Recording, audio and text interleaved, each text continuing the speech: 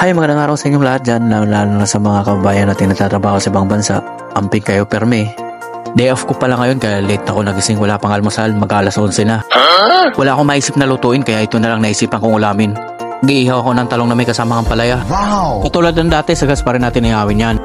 Dito kasi makatipid ka, mura na at mabilis pa. Gulay-gulay muna tayo, pangit din pag puro karnin na lang. Sa mga hindi mahilig maggulay dyan, mas maganda na ngayon pa lang matuto na kayong kumain neto. Kasi balang araw pag sobrang mahal na ng karne, ito na lang ang laging kainin nyo. Basic na basic lang yung pagluto neto. Kung nasa Pilipinas ka naman, gamit ka na lang ng uling. O di kaya kahoy, antayin mo lang na masunog at mabaga lahat. Malapit na pala itong maluto, antayin ko lang na lahat mangingitim yung balat niya para talagang madali siyang balatan. Ito na, tapos ko na mabaliktad lahat. Itong talong, okay na to, luto na. Ito na mga ampalaya, babalagtarin ko pa. Ngayong malapit na pala maluto, handa na natin ang sibuyas, sili, bagoong na may suka. Ito na, luto na. Madali ang pagbabalat ng gagawin natin dito kahit mainit. Sa banang baba may di pa luto kaya babalik ko muna siya. Dito muna ako sa pangalawa kasi pinapainit ko pa yung dulo nung isa. Ito talaga lutong-luto na, walang pag-aalinlangan. Pero dapat check mo rin yung ilalim kung may mga halimbawa may uod. Pero okay na rin yun para sa akin, walang problema yun. Sa mga maselan, check nyo na lang ha. Ito na, pangatlong binabalatan ko. Kunting tiis na lang at makakain na tayo. Nakakagigilin tong init, kahit gusto mong mabilis ang gawin, matatagalan ka pa rin. Ito na, tapos ko nang pinainit yung isa.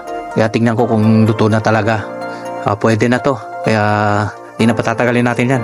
Babalatan natin, bibilisan. Susunod ko naman yung ampalaya. Sa mga nag-iisip pala dyan kung masarap ihawin ng ampalaya, naku po, subukan nyo, baka mamaya maubos pa ang ampalaya sa mundo, hindi nyo matikman, magsisisi pa kayo. O dito pala, magkaliwanagan muna tayo. Sa pag-ihaw ng ampalaya, huwag nyo isama ang buto, baka mamaya isama nyo sa pagkain nyo. Tanggalin nyo, hiwain nyo, at huwag namang masyadong pino. At ngayon, isusunod naman natin yung mga nagpapasarap na mga sangkap. Ihiwain din natin yan sila ng maliliit, pero nasa inyo na yan kung halimbawa gusto nyo namang lakihan ng konti. Sunod na rin natin yung sili. Ito na, tapos na mahiwa ang lahat. Mas lalo kong naramdaman ng gutom na malapit na talaga siyang matapos. Susunod na natin ang bagoong. Munti ko na makalimutan, may kalamansi pa pala kaya pigaan natin ang isa. Kaya yan na, ito na. Ngayon unahin natin lagyan ng ampalaya, halo-haloin natin. Parehas lang yan sila ng timpla. Medyo mapait lang yung lasa nitong isa, pero masarap.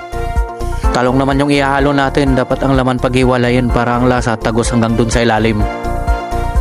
Alam kong natatakam ka na pero maya-maya konti at may lulutuin pa akong isa. Samahan naman din natin ng maling para sa sarap palalo ang kainan natin. Baligtarin natin para mabilis maluto.